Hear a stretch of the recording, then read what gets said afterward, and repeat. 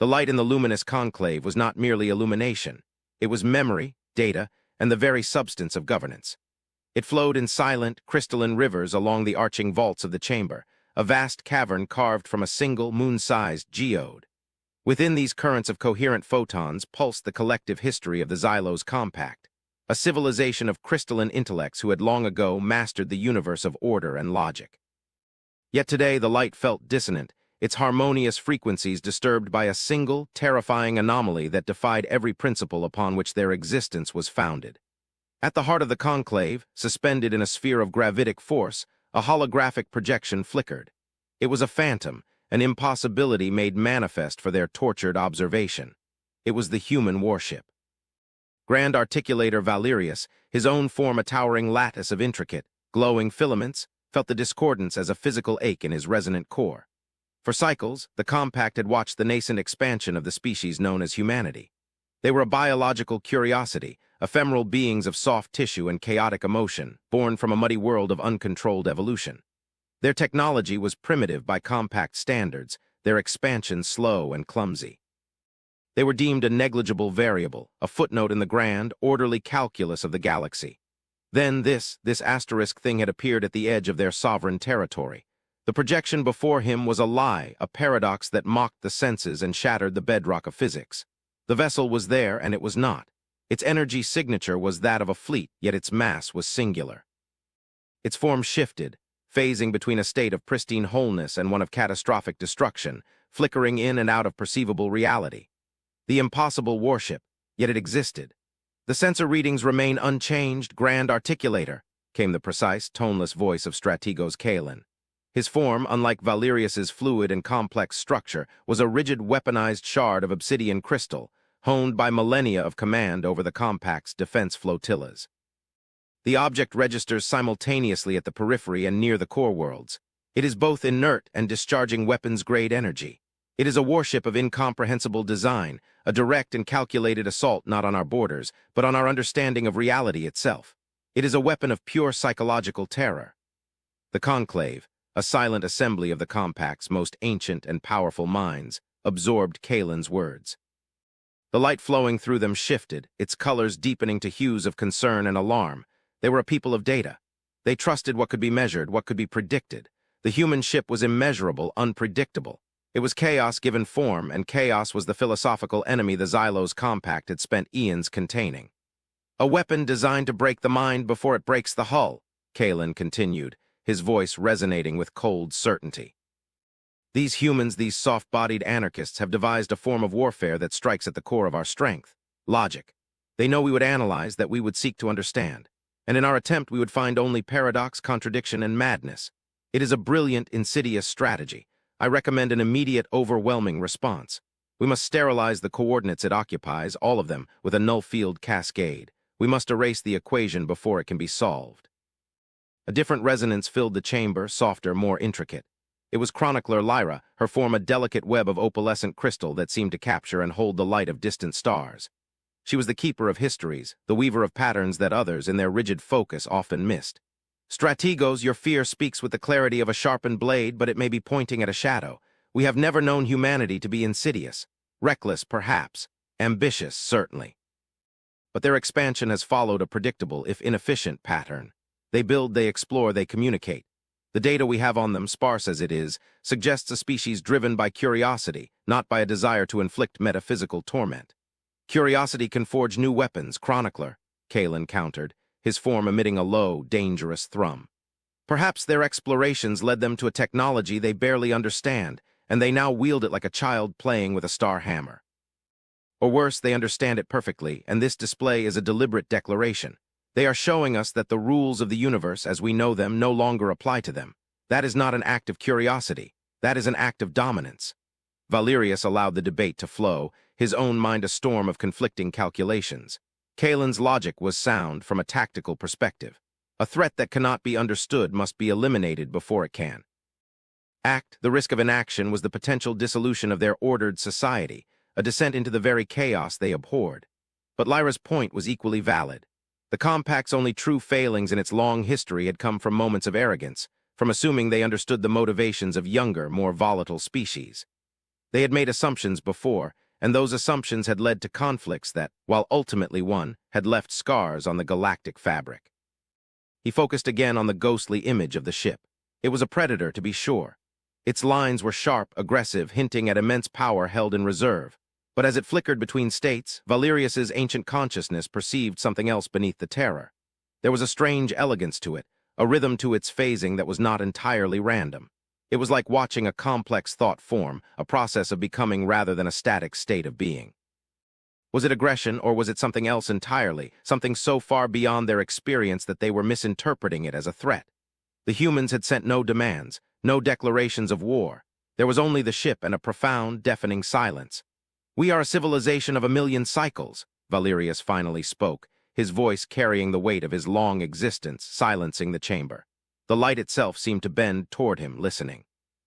"We have faced down singularities, navigated the great voids between galactic arms, and encoded the laws of physics into the very matrix of our being. And now, we are brought to the edge of panic by a single vessel from a species that has barely learned to walk among the stars. We are not afraid of the ship. We are afraid of what it represents, a question we cannot answer." He turned his focus toward Kalen. "Strategos, a null-field cascade would be an act of total war, predicated on an assumption. If we are wrong, if this is not a weapon but a form of communication we do not comprehend, we will have revealed ourselves as fearful tyrants, not the guardians of order we claim to be. We would become the very chaos we seek to destroy." His gaze then shifted to Lyra. "And Chronicler, your hope is a valuable counterpoint, but hope is not a strategy. We cannot simply wait for the paradox to explain itself. The presence of this entity is a disruption to the cosmic order. Its mere existence destabilizes the region." Silence descended upon the conclave once more, a heavy, expectant stillness. The impossible warship continued its silent, ghostly dance in the center of the room, a monument to their ignorance. Valerius felt the immense pressure of his position. The fate of the compact, and perhaps the future of their relationship with this strange, unpredictable species, rested on his next decision. He had to choose between the certainty of violence and the uncertainty of patience. He had to weigh the known against the unknowable. It was then that a new stream of light, pure and unadulterated, pierced the conclave from a high-data conduit. It was a communication not from their own fleets, but from the source of their anxiety. It was from the humans. The message was not encoded with threats or laden with ultimatums. It contained no complex algorithms of dominance. It was a simple, elegant stream of universal mathematics, followed by a set of spatial coordinates and a single, repeating concept, translated with startling accuracy into the core logic of the compact: invitation, dialogue, understanding. The conclave erupted in a cacophony of dissonant light. Kalen's form pulsed with a dark, furious energy. A trap. They display an impossible weapon and then invite us to approach. They mean to capture or destroy our envoys to demonstrate their power without question. Or, Lyra countered, her opalescent form glowing with a cautious optimism, they are aware of how we perceive their vessel and wish to clarify. They are offering us the one thing we value most: data. The human message was the tipping point. It was an act of profound confidence or profound foolishness. They had revealed the location of a meeting point, a place where they would presumably be vulnerable. They had offered conversation in the face of a potential military response of overwhelming scale. It was, in itself, another paradox. A species capable of creating a ship that defied physics should not need to talk. They could simply act. Valerius made his decision. The path of logic was not always the path of least resistance. True understanding required risk.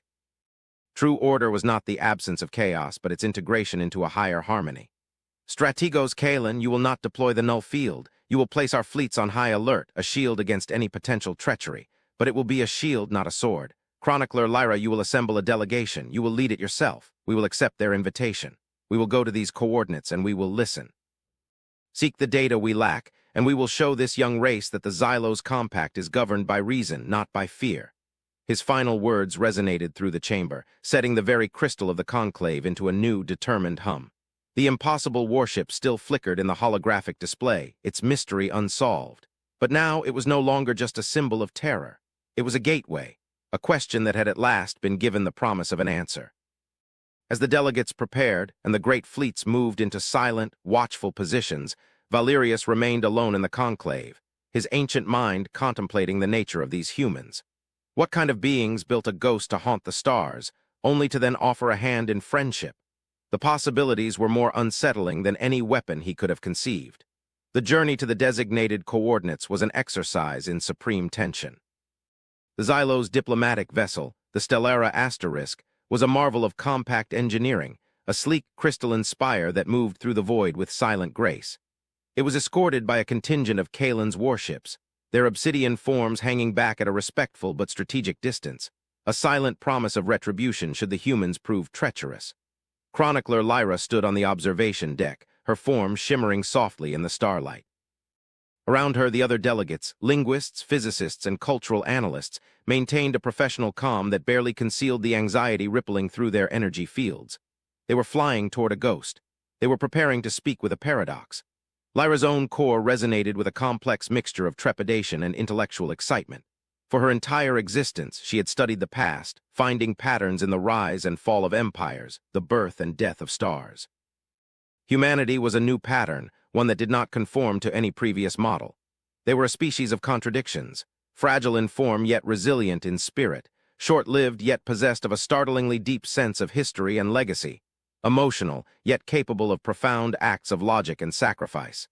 The impossible warship was the ultimate expression of that contradiction. As they approached the specified coordinates in the deep, starless void of an interstellar nebula, their sensors remained eerily silent. There was nothing here. No ship, no energy signature, no gravitational distortion. The space was utterly, primordially empty. A low hum of alarm went through the asterisk Stellara asterisk. The delegates exchanged uneasy glances. Was this the trap Kalen had predicted? A lure into an ambush? Chronicler, the ship's captain resonated, his tone flat with professional concern. We have reached the destination. There is nothing present. Long-range scans show no sign of the anomalous vessel at any of its previously recorded locations. It appears to have vanished. Lyra did not respond immediately. She closed her external sensors, focusing her consciousness inward, feeling the subtle vibrations of spacetime itself. She had studied the limited human data, their art, their philosophies. One concept had resonated with her deeply, the idea of the pause before the storm, the held breath before the performance. They were not a people of instantaneous action. They appreciated ceremony. They understood the power of anticipation. Hold your position, Captain, she finally commanded. Maintain readiness, but do not broadcast any signals of aggression. Simply wait. And so they waited. The silence stretched, thick and absolute. The obsidian warships of their escort hung like patient predators in the dark. The tension on the asterisk Stellara asterisk S bridge became a tangible force, a pressure on the very structure of their crystalline forms. For what felt like an eternity, there was only the void. Then it began. It was not an arrival in the conventional sense. There was no flash of light, no tearing of spacetime. Instead, reality itself seemed too thin. The empty space before them began to shimmer, as if seen through a heat haze. A low, subaudible hum vibrated through the hull of the asterisk Stellara asterisk, a note so deep it felt like it was coming from the bones of the universe. The holographic displays on the bridge, which had shown only empty blackness, began to flicker with impossible data. The human warship was suddenly there, and not there, its ghostly form resolving and dissolving, its energy signature fluctuating from 0 to that of a supernova. But this time was different. The flickering began to slow. The chaotic dance of its quantum state began to coalesce. With a final, silent shudder that seemed to warp the starlight around it, the impossible warship became possible. It solidified. It became real. And it was more magnificent and terrifying than any projection could have conveyed. It was immense, a blade of polished, midnight dark metal that seemed to drink the light of the distant stars. Its design was stark, minimalist, yet exuded a sense of latent power that made the compact's most formidable warships look like primitive toys. There were no visible weapon ports, no glowing engine nacelles. It was a seamless, perfect object, a scar on the face of the void, and it was utterly, completely silent. The chaotic energy readings vanished, replaced by the steady, calm hum of a fully operational, stable vessel. A new signal reached them, clear and precise. It was the same universal mathematical language as before, but it carried a new message. Welcome, Chronicler Lyra of the Xylo's Compact. We are the human vessel Asterisk Odyssey. We are pleased you have come. Please prepare to receive a docking corridor. We are unarmed. The final 2 words hung in the air, a statement of such audacious confidence that it bordered on absurdity. Unarmed? The vessel that had shattered their understanding of physics. Lyra felt a wave of awe wash over her, quieting the last vestiges of her fear. This was not a prelude to war. This was a demonstration of mastery. They had not just built a paradox, they had tamed it. Open a channel to the fleet, Lyra commanded, her voice steady. Inform Strategos Kalen that we are proceeding, the humans are receiving us, and they claim to be unarmed. She could almost feel Kalen's disbelief across the light years. Acknowledge their message, Captain, accept the docking corridor. The process of docking was as surreal as the ship's arrival. A section of the Odyssey *S seamless hull simply dissolved, reforming into a telescoping corridor that extended with frictionless precision to meet the *Stellara*. There was no sound, no vibration, only a perfect, silent unfolding of advanced engineering. Lyra and her delegation proceeded into the corridor, their crystalline forms gliding over the softly lit floor. The air inside was breathable, a carefully balanced mix of nitrogen and oxygen, maintained at a temperature and pressure perfectly suited for biological life. The thoughtfulness of the gesture was not lost on them. They emerged into a vast, cavernous space that defied all their expectations. This was no warship's bridge. There were no command thrones, no weapons consoles, no tactical displays. The chamber was a soaring atrium, filled with lush, green vegetation clinging to elegantly curved walls. A gentle, warm light simulating that of a yellow sun filled the space. The air smelled of soil, water, and growing things. In the center of the atrium, a human was waiting for them. She was small, impossibly fragile by their standards, her form composed of soft tissues and clad in a simple, dark blue uniform. Her hair was the color of silver, and her face, though marked by the passage of time, held a gaze of profound calm and intelligence. She stood with her hands clasped gently behind her back, her posture one of relaxed welcome, not of martial authority. "Chronicler Lyra," she said, her voice soft but clear, perfectly rendered by the tiny translation device she wore. "I am Ambassador Evelyn Reed. On behalf of the Terran Alliance, I welcome you to the Odyssey. Thank you for having the courage to come." Lyra and her delegation came to a halt, taking in the scene.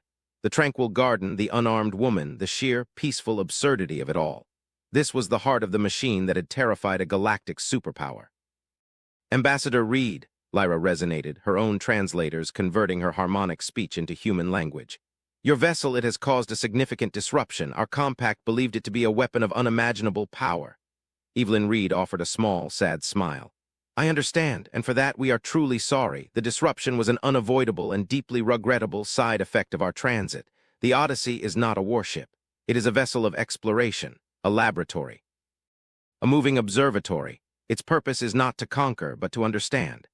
This was the moment of revelation, the point where the entire crisis would either resolve or escalate into open conflict. One of the physicists in Lyra's delegation stepped forward, his crystalline form resonating with barely contained skepticism. "Ambassador, with respect, what we observed is not a side effect of any known form of propulsion. Your vessel appeared to exist in a state of quantum superposition on a macroscopic scale. It violated causality. Such a phenomenon could only be weaponized. It is the ultimate deterrent, the ultimate tool of terror." Evelyn Reed nodded, her expression patient, as if she were a teacher explaining a complex concept to a promising student. "You are correct in your assessment of the phenomenon, but you are mistaken in your assumption of its purpose. Please, allow me to show you." She gestured for them to follow, leading them from the atrium into a long, curving corridor. The walls were not metal, but a form of smart glass that currently displayed a breathtaking, real-time view of the nebula outside. They passed other humans, scientists and engineers in similar uniforms, who had their work to nod respectfully at the crystalline beings, their faces showing not fear or hostility, but a quiet, professional curiosity. There was no military presence, no armed guards. The ship felt less like a fortress and more like a university. They entered a vast spherical chamber that was clearly the heart of the ship. In the center, suspended in a containment field of shimmering gold, was a sphere of roiling, chaotic energy, a miniature, captured star that pulsed with unimaginable power. Around the chamber, holographic displays showed incredibly complex equations and quantum waveform charts that made even the compact's top physicists pause in awe. "This," Evelyn said, her voice filled with a quiet reverence, "is the core of our quantum entanglement drive, the QED. It is how the Odyssey travels. We do not fly through space in the traditional sense. We do not bend or tear spacetime. Instead, we perform what you might call a location swap." She pointed to a display. "In simplified terms, the drive entangles the entire quantum state of this ship with a pre-calculated set of coordinates in empty space. Then, through an immense expenditure of energy, it forces a decoherence. The wave function of the ship collapses, but it collapses at the destination, not the origin. We cease to exist here and begin to exist there, instantly." Lyra felt a profound shock. The concept was so elegant, so audacious, it bordered on a form of cosmic magic. But the state we observed, the flickering, the superposition, that, Evelyn explained, is the ship in transit. For the duration of the jump, which can last for several minutes from an external observer's perspective, the Odyssey does not exist in a single defined state. It exists as a probabilistic cloud, a wave of potentiality spread across its entire trajectory.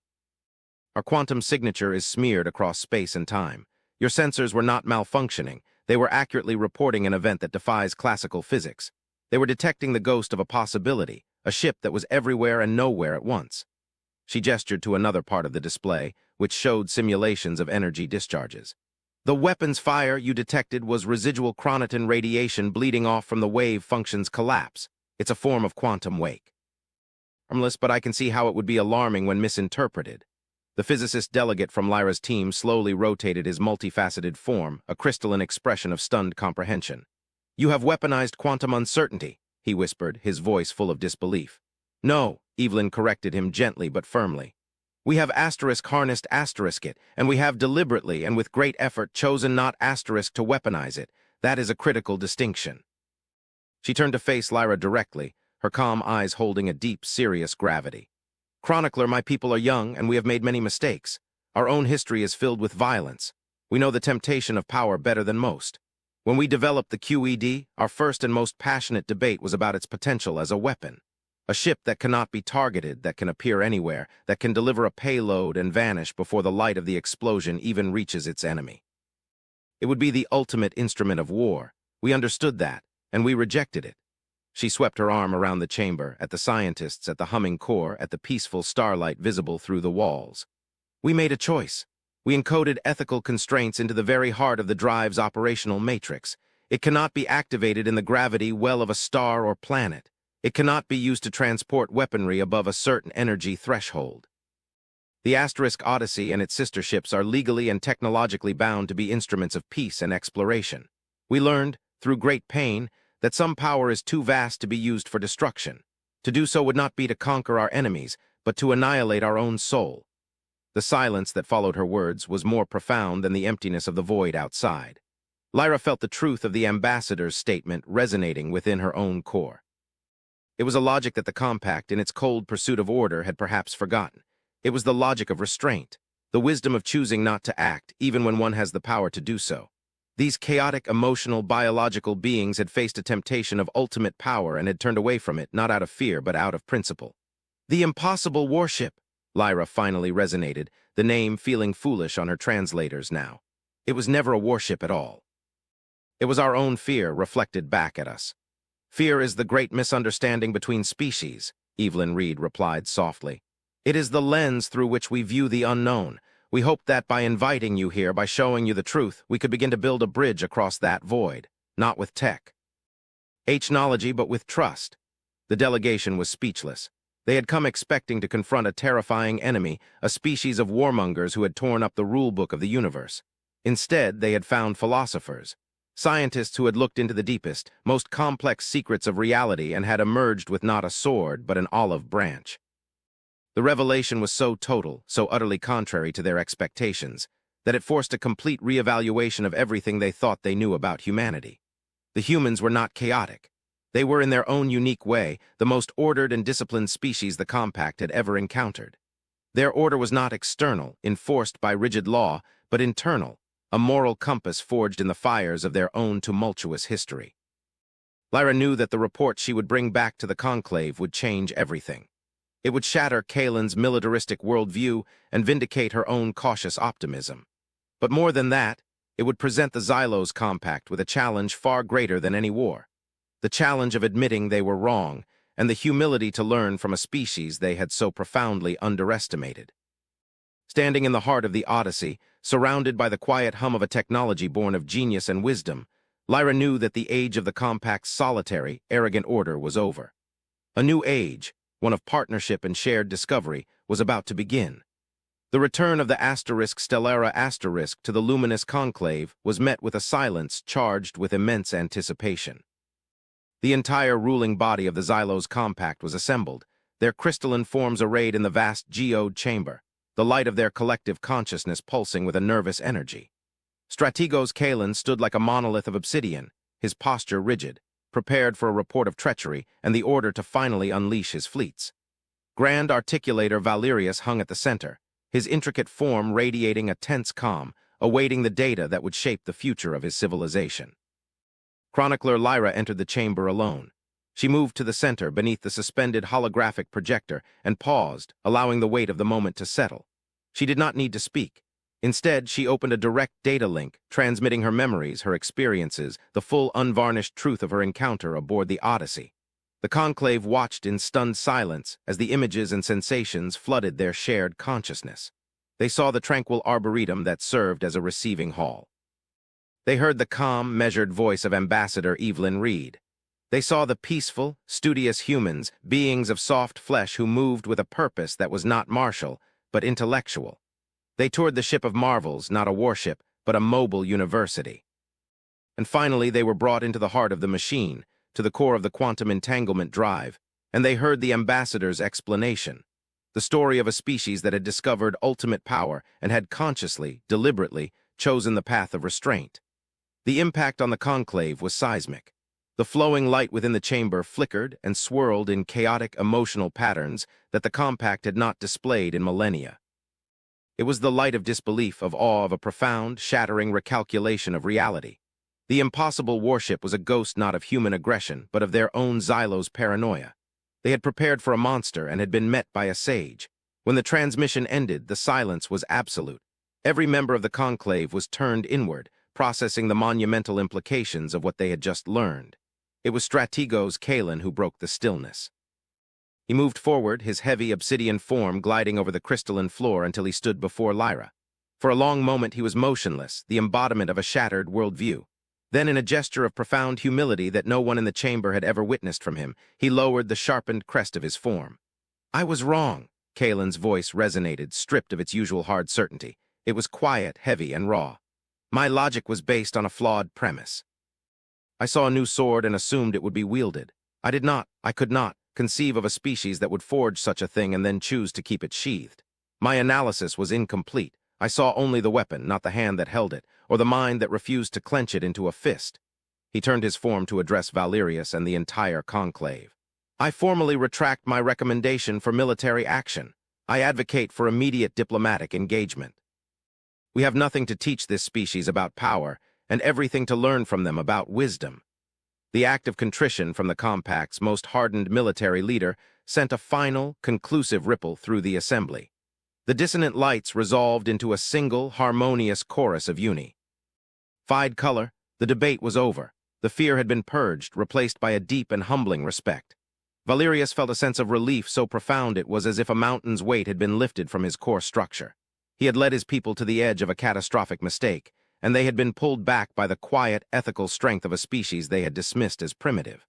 "Your words honor the spirit of truth, Strategos," Valerius declared, his voice full of solemn gravity.